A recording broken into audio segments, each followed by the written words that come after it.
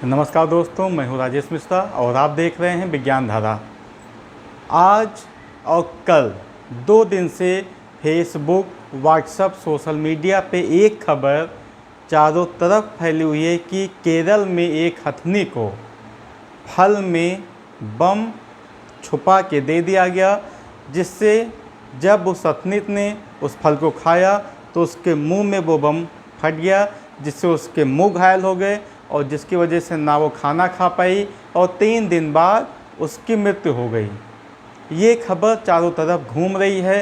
1-2 दिन बाद हम भूल जाएंगे और फिर अपने काम में लग जाएंगे।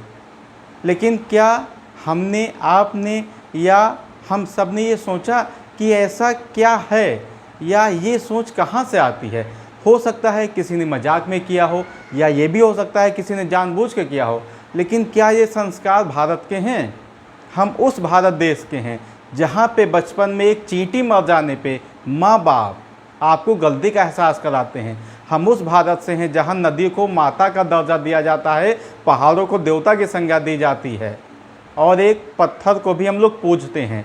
उस भारत के संस्कार में ऐसा बदलाव आ गया कि आज हम एक जानवर को खाने के नाम पे बम दे रहे हैं। क्या हुआ ऐसा, या क्यों हुआ ऐसा, या किसने किया ऐसा जिसने संस्कार को बदल दिया? हम उस संस्कार को बदल रहे हैं जिसमें एक पेड़ को पूजा जाता है। हम उस संस्कार को बदल रहे हैं जिसमें अपने बड़े भाई बहनों को या अपनों से बड़ों को इज्जत देने के लिए हम लोग कुछ भी कर सकते हैं। लेकिन फिर भी ऐसा अचानक जो हो रहा है, हमको उसके पीछे भी ध्यान देने की ज़रूरत है। ये ऐसी खबर नहीं है कि हम 1-2 दिन विरोध दर्ज कराएं फिर भूल जाएं, क्योंकि ये जो संस्कार, ये जो दिमाग में सोच पैदा हो रही है, या जो पल रही है, या जो बताई जा रही है, हमको उसके खिलाफ आवाज़ उठानी ही होगी कि कौन हैं ऐसे लोग जो इस सोच को बढ़ावा दे रहे हैं, जो हमको अपने पर्यावरण के खिलाफ उसको ख़त्म करने के लिए बढ़ावा दे रहे हैं। हमको ऐसे लोग को पहचानना होगा, हमको ऐसे लोग के विरोध में आवाज़ उठानी होगी। सवाल एक हथनी का नहीं है, सवाल उस बच्चे का नहीं है जो उसके पेट में था, सवाल उस हथनी के रूप में उस सारे प्राणियों से है जो अनजाने में हम लोग की वजह से अपनी जान दे देते हैं या जोखिम में डालते हैं। हमको इन सब सवालों के जवाब ढूंढने होंगे आज, क्योंकि आज ये ऐसी घटना है जिससे पूरा देश स्तब्ध है, चौंका हुआ है। और ये चौंकने वाली ही बात है कि जो जानवर आपके प्यार के भूखे हैं, जिन जानवरों को ये नहीं पता है कि आप खाने के नाम पे उनको क्या दे रहे हैं, हम उन जानवरों के साथ ऐसा कर रहे हैं। आप लोगों ने भी, हमने भी ये सोचा होगा कि एक तेंदुआ या शेर शहर में घुस आया। वो कभी शहर में नहीं आते हैं, शहर उनके जंगल में पहुंच गया है जो उनका घर था। अब जैसे जंगल छोटा छोटा होता जाएगा तो वो कहाँ जाएंगे, क्योंकि उनका अपना एक एरिया होता है जिसमें उनको रहना भी है, उनको खाना भी खाना है। जब एरिया छोटा होगा तो रहने की जगह कम, खाने की जगह कम, तो वो भाग के कहाँ आएंगे? शहरों की तरफ आएंगे।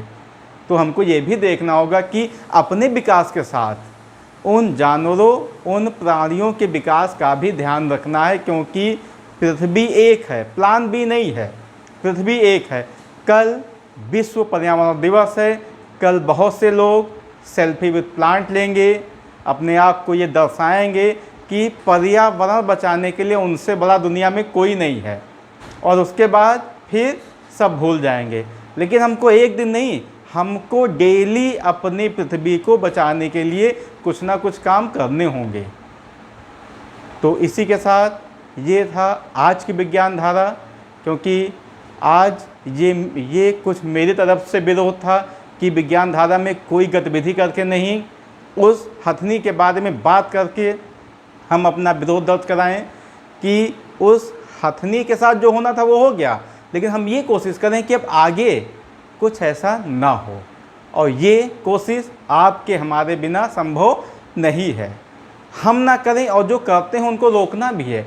ऐसा नहीं है कि हम नहीं कर रहे हैं, जो कर रहे हैं उनके खिलाफ आवाज़ भी उठाना है और उनको रोकना भी है। तो फिर कल मिलते हैं विश्व पर्यावरण दिवस के साथ। और कल एक घटना और होनी है जिसकी हम बात कल ही करेंगे। तब तक के लिए धन्यवाद।